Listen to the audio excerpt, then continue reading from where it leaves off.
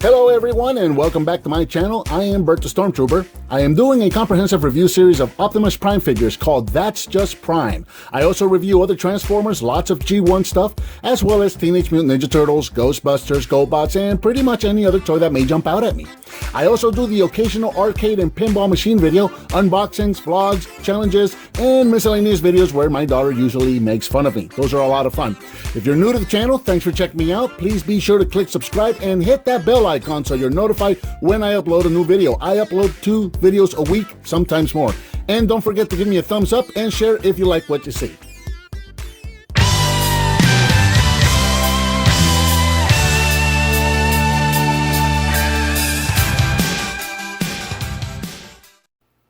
Hello and welcome, I'm Bert Stormtrooper, and today we're going to be taking a look at the Transformers Generation 1 Classic Pretenders Jazz, and I love this toy.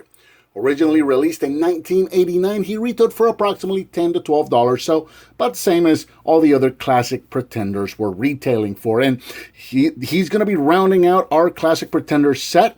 There was Pretenders, and then there was Classic Pretenders, where they brought in some of the original G1 characters and made Pretender shells for them. So we've already seen Bumblebee, Grimlock, and Starscream, and Jazz here is the last of the bunch. Now, I really do love the shell that they came up with for Jazz because it's very police looking almost. It's always, to me at least, he's always very reminiscent of RoboCop for some reason. So I just absolutely love this guy. I just think he looks great. Now the shell is approximately 6.5 inches tall and a lot of very cool detail. The back, not a lot of paint, but they never did paint the backs on these guys, but a lot of cool detail. A customizer could take a hold of that and make some really cool things happen back there with the paint. He did come with 2 weapons, so we'll take a look at those. This is the shell weapon, so this is the weapon that he's going to use obviously in this mode. He can use them both, but this one only works in shell mode. This one won't work for the smaller robot within. So there's what that weapon looks like, and we'll give that one back to him. And then this one here, we'll take this one out too. And then here's the second weapon. Now this one will work for both the shell and the robot within because it's got the smaller peg right there. So this one we're going to leave aside. We'll take one last look at him, and for comparison, here he is next to the Bumblebee shell, just so you can see what these guys look like together. So there you go. And then to get Jazz out, we're going to remove the helmet. Now, unfortunately for me, obviously none of these are new. I've been piecing them together little by little from the internet. So this one, apparently at some point somebody lost the stickers for this, and they decided the way to fix that was to paint it. I've tried my best to remove the paint, but I also don't want to cause any damage to the helmet. So unfortunately, I got a little bit of red outline there. Looks a little messy, unfortunately. The sticker did help cover it up some, so at least it looks a little better than it did when I first got it. So we'll set the helmet aside, and we'll open up the shell to reveal the robot within. And these guys are always in a half transformed state, so I'll just go ahead and get him into car mode.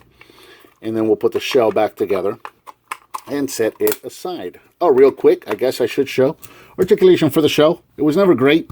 These shells could only usually just move the arms, and that's about it. Nothing at the neck, nothing at the hips or legs or anything like that. Just the arms could move forward and backwards, and that was about it. It was weird because the heads, they split in half, as does the rest of the shell, to reveal the robot. Now, you can see that the arms here, they figured out a way to attach the arms to one half of the shell so that the head or the arms could move around.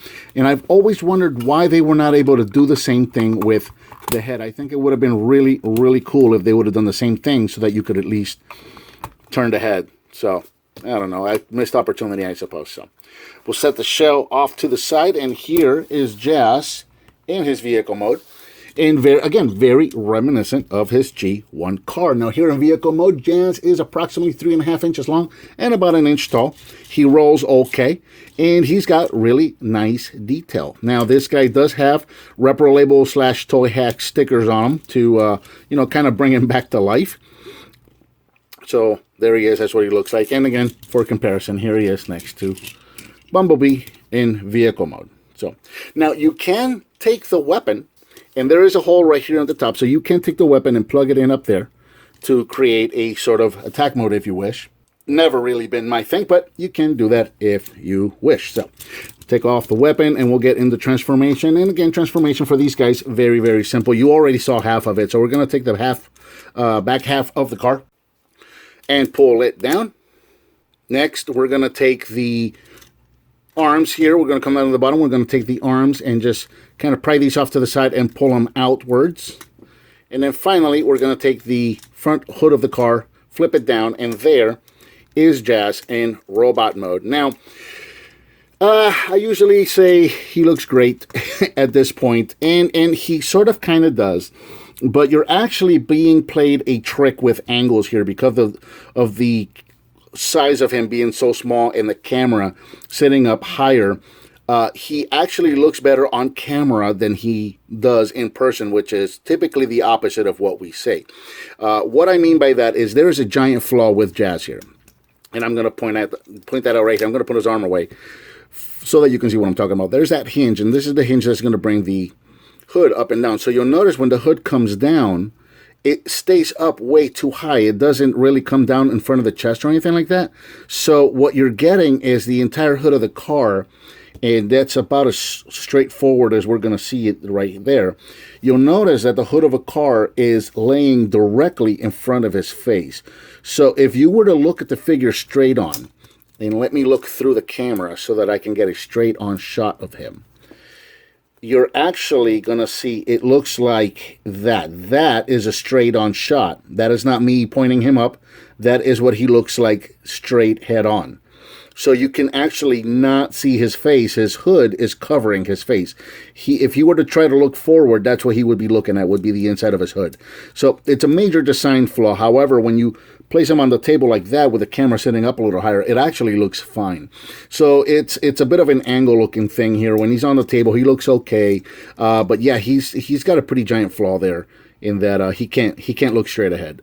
So kind of funny. But I mean, otherwise, he does look pretty good. They did a good job of translating the G1 look of Jazz into this toy here.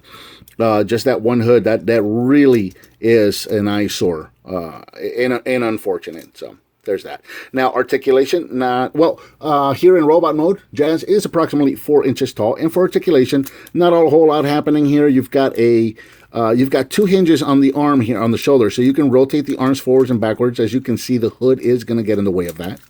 And then you can go in and out as well. So you can kind of play with the angles here to get the arms in a dynamic position. That's going to be about it. Nothing at the legs, nothing at the head, nothing anywhere else.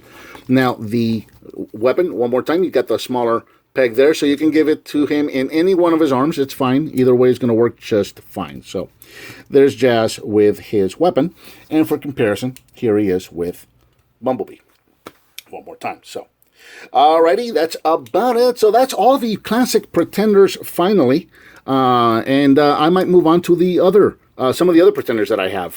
Who knows? I've got a bunch of G1 stuff that I want to go through. So there he is. I think that about covers Transformers G1 Classic Pretenders Jazz. What did you think of this figure, and what would you like to see me review next? Let me know by leaving me a comment, give me some thumbs up. Be sure to subscribe and hit that notify button to know when I put a new video out. I put a new video twice a week, sometimes more. And I'll talk to you next time.